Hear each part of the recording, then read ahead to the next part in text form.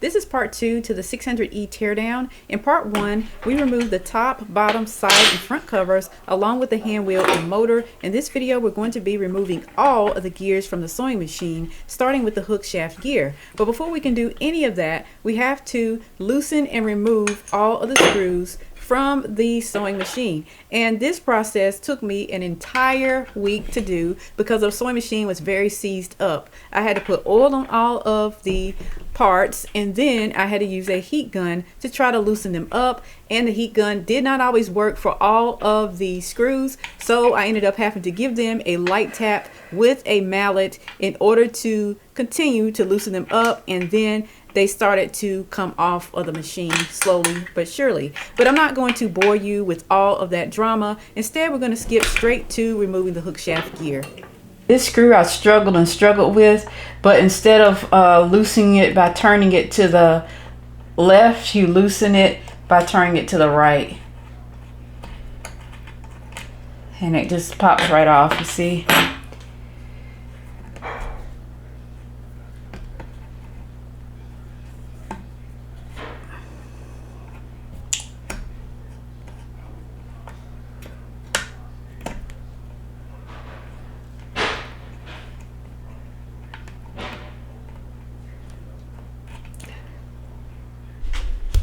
Folks, it is very hard for me to record and do this at the same time, and I'm finding that out the hard way, but I really want to document this journey with you all, so here I am. So I finally got this off right here, which is one of the main things that I wanted, and there is some white paint on it because I marked it so that I can get it paired back up later. But in order to remove this, there's one reason why it wasn't able to come off. First, the thing sits right here, and then on top of that you have this little washer here that sits in there, and behind the washer to hold the washer on, you have this little screw right here. You don't turn it to the left. It's not lefty loosey righty tighty. Instead, you turn it to the right to loosen it up and remove it. Once you have that removed, your gear is still not going to come off. What you have to do is lift up your machine here, and there's this screw right here in this finger that holds all of this assembly in place. You have to loosen this screw right here and lift up that guy and slide it out of the way. And once you slide that out of the way, you lift up your thing here where your feed dogs go, and then get something under here and slide this up, and then your gear will drop out of the bottom. I hope that is clear. If I'm making sense, somebody say something in the comments if I'm not. So you lift this up, move that piece out of the way, and then this right here will lift up out of the way, and the gear will automatically just drop. Oh, and one other thing I forgot to tell you is you got to make sure that this right here is out of the way too when you do it, or otherwise it won't work. So you have to lift this up, move it out of the way. Secondly, loosen this screw, push this little finger that holds everything down off to the side. Also lift up on this, which is your little feed dog release thing. I don't even know what you call it. And then this right here will lift right up, and the gear will just drop out of the bottom of the machine. We're making progress because now we're on to removing the left and right lower horizontal shaft gears. But before we do that, please do take the time to give this video a thumbs up, subscribe, and tap that notification bell to receive updates. My methods might be a little unconventional, but they do work. So what I did was I put a C-clamp on the top of the machine right here, and that C-clamp is connected to this rod. And let me see if I can get you a flashlight so you can see better. See, the C-clamp is connected to that rod there. And the reason why I have that there is because this gear right here was stuck on the machine and did not want to go this way towards the C-clamp, but I want this to go that way so that I can move the rod out through this end of the machine and bring it out through this hole. And once I pull that rod out, then this gear that's over here will instantly come off, and then I can get this gear on the end off. I hope you understand what I'm saying. So I just got the C-clamp there to hold the rod in place while I hit that way, and now I have it that far moved that way. It's only a few centimeters, but it's a good amount of progress in my opinion, because before this wasn't moving at all. So I'm gonna do that and then come back once all the gears are out. These are unconventional methods, but you have to do whatever works in your situation with your machine. And I don't think a lot of people show the part of it that doesn't work so well. They just show it easily coming off.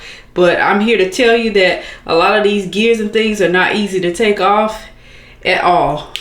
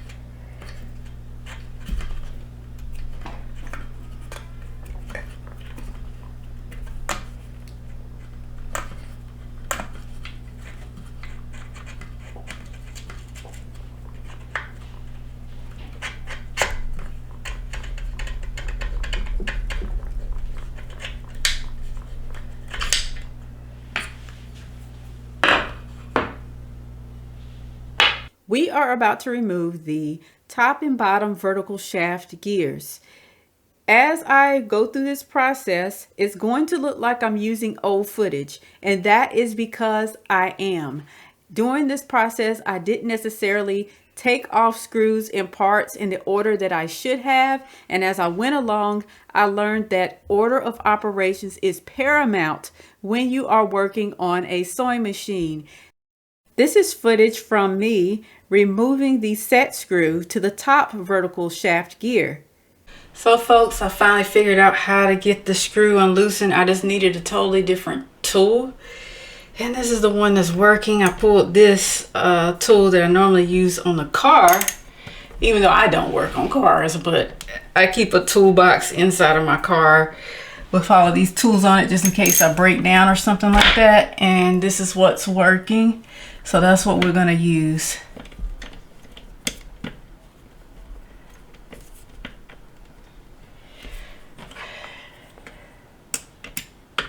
And I'm mad afraid of losing the screws, so I'm gonna put a magnet on the other end.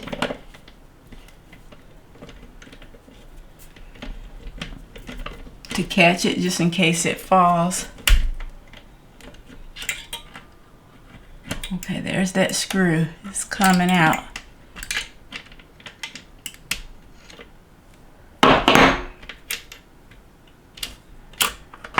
And I have the screw with the magnet here.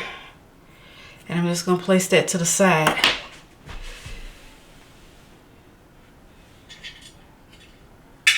So I actually thought that the phone was recording and it wasn't.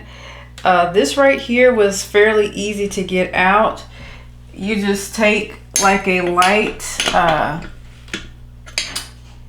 it was in there like this. And you just take this tool right here. I think this is one of my most used tools. I got it from Harbor Freight. Take this, get your mallet if you don't have much strength like me. Hit it once or twice, it'll fall out through the bottom of the machine. You can grab it and then pull out this gear that's up at the top.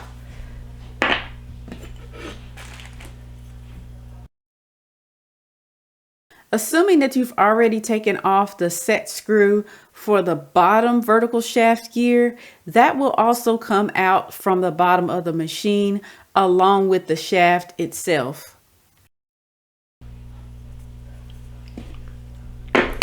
So that is that, and I'm trying to lay everything out on the table as it was in the machine so that I know exactly where everything goes when I go and put it into the other machine. Now I only have one more gear left to take out, since normally this gear up here at the top is not one that breaks. So most people don't take it out of the machine, and I don't believe that I've ever seen a video here on YouTube of someone taking it out. But I need to take it out because I'm gonna have to on my other machine, since I am switching from all metal to, since I am switching from all plastic to all metal. Before we can remove the upper horizontal shaft gear, there are a ton of things that we need to move out of the way first. First, you're going to have to remove the presser bar tension dial. Afterwards, you'll need to remove the presser bar, needle bar, and the needle bar driving arm, which is this little guy that I'm showing you right here.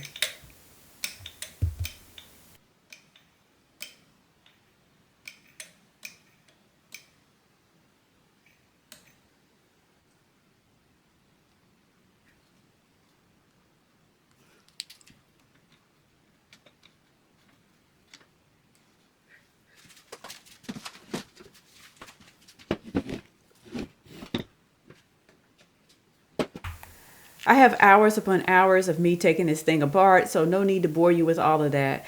Once you get everything removed from this section of the sewing machine, except for the tension dial, which you don't need to take off, then we are ready to move on to taking off other stuff on the sewing machine. So let's go ahead and look at that other stuff.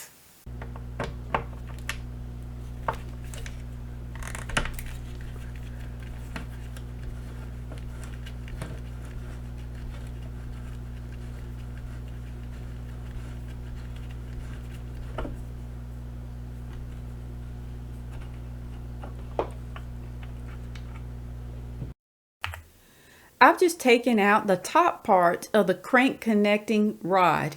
The crank connecting rod is what creates the up-down motion on the sewing machine needle. Now there is a secondary part to the crank connecting rod that we need to remove in order to entirely remove it from the machine, and that is located on the bottom of the machine where I have illustrated. It is just a washer with a long screw through it. You are looking at a feed fork connection rod, and it is what controls the stitch length on your sewing machine. This needs to come out in order for us to do what we need to do, and in order to take that out, you must remove the washer and nut from this part of the sewing machine that I'm showing you in the illustration, and then it will not just slide right out, because there is a little rectangular piece that is seated inside of the reverse button on your sewing machine in that little groove that I'm showing you right now, and you have to lift it up out of that groove in order to remove that connection rod. You have to do a little bit of finagling, but once you get it out, it is out. I have circled a piece there, and that partially determines how far right the needle swings. And in order to move your main shaft of your sewing machine, that whole piece needs to come out. It is secured in place by a set screw that sits on the front of the sewing machine. Once you've unscrewed that set screw, then the piece slides out quite easily. And if you have any trouble, then I would just use a little bit of oil and perhaps a heat gun to help that slide out of the way. I am a big fan of other sewing related channels that do teardowns of machines, and I have several channels that are my absolute favorite to watch. But the one thing that they don't show on any of those channels is the actual problem that often arises when you do these teardowns. And that is, sometimes there are screws that are hard to access and no way to get them out. So I have a screw right here that I need to remove in order to be able to remove the horizontal shaft. Doing this way puts the screwdriver at an angle. So the manufacturer placed a hole right here inside of the body of the machine so that you can access that screw from up top. But the problem with that is that you can't really get a good hold onto the screw with it up here like this. Now on some of the older Singer sewing machines, like the 15, there is a screw port right here, and it's easier to get on the screw to be able to loosen it. Now I've been working to try to get this screw out for the past 2 days with no success, and I don't know what else to do other than to actually cut into the body of this machine and cut this whole area off so that I can access the screw to be able to loosen it so I can get the horizontal shaft off. Now on this machine over here, I think it'll be a lot easier because what the manufacturer did is they actually created an extra port right here so that you could access the screw another way. And they also left this hole right here so that you could access that screw as well. So I think they were really thinking about people who service sewing machines when they did these changes. And these are not changes that you would initially see when you go and you look at a Steel Gears Singer Touch and Sew versus this nylon one. Another thing that they did on the nylon machine that I like is that they added hex screws instead of the flathead screws. The flathead screws get worn down just too easily, and it makes it very difficult to make any timing adjustments on the sewing machine when you have screws that are worn down. But I honestly think it's going to be easier. But now that I've had so much trouble with getting this screw out, I'm super afraid to even try to tackle it. I'm going to try again, and then if I'm not able to get it, then I am going to take it to someone who can cut this whole area out and allow me to access the screw, because I don't plan on keeping this sewing machine anyway. I'm just using it for parts. So I'm going to get back to it, and I'm not going to record my frustrations. I just thought that would be something that I would let you know. So I finally got the horizontal shaft out after about 3 hours of working on this. I took out parts in the machine that weren't necessary to take out on this machine right here because I don't plan on putting it back together. But if you were to do this, then here is what you would do. So you have to take out this arm right here that goes underneath the sewing machine, and it's just basically just one hex screw right there that you have to unscrew. You also have to remove the rock shaft, and in order to do that, there is one screw about right there that you unscrew, and then you pull down, and this whole piece comes out of the machine. Once those two pieces are out that sit right here and right here on top, then you will go through and loosen or remove all of your set screws going all the way down. Remove all of the set screws. Once all the set screws are removed, there is another set screw right here that is part of what controls the take-up lever. So you unscrew that and then use a punch tool to punch out this part of the, I'm sorry, I'm losing my words here.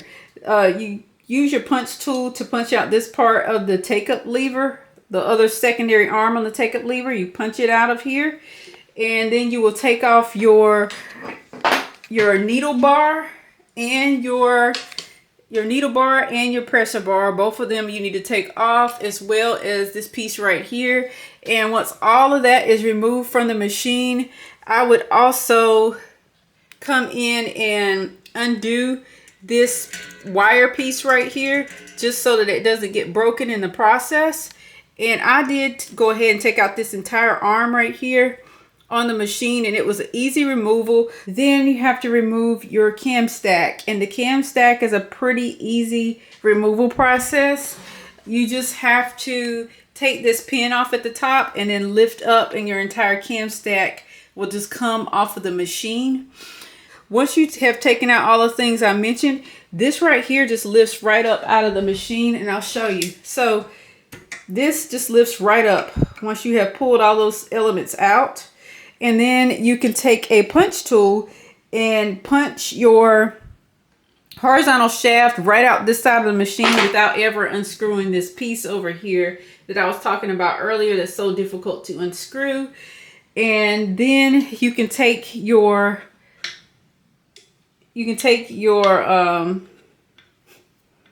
gears right off of the machine, and it will come off very easily. So now the concern is putting everything back together and buttoning everything back up. But this machine, I don't plan on buttoning back up. I was just using this machine for parts. So here is where the more difficult part is going to be. But hopefully I can do that with ease. Now, there is this washer here that sits on the end of the horizontal shaft. That took me about 2 hours to take out. So these pieces are not easy to take out after they've been sitting on the sewing machine since the 60s. And I don't think a lot of people explain that when they do sewing machine restorations, but it's true. I use this Wagner heat gun right here to heat up my screws in order to get them removed. And it has not been an easy job. Look at my sewing space here. It is looking a mess. So I'm going to get back to it. And on the next, when I start taking apart this, I'll take you along with me. But for this one, I didn't want to take you along with me because there was a lot of frustrations involved. We've now taken all the gears from the 600. Now I'm hoping to be able to transplant those gears into my 648. So do stay tuned, and I'll catch you on the next one. Peace.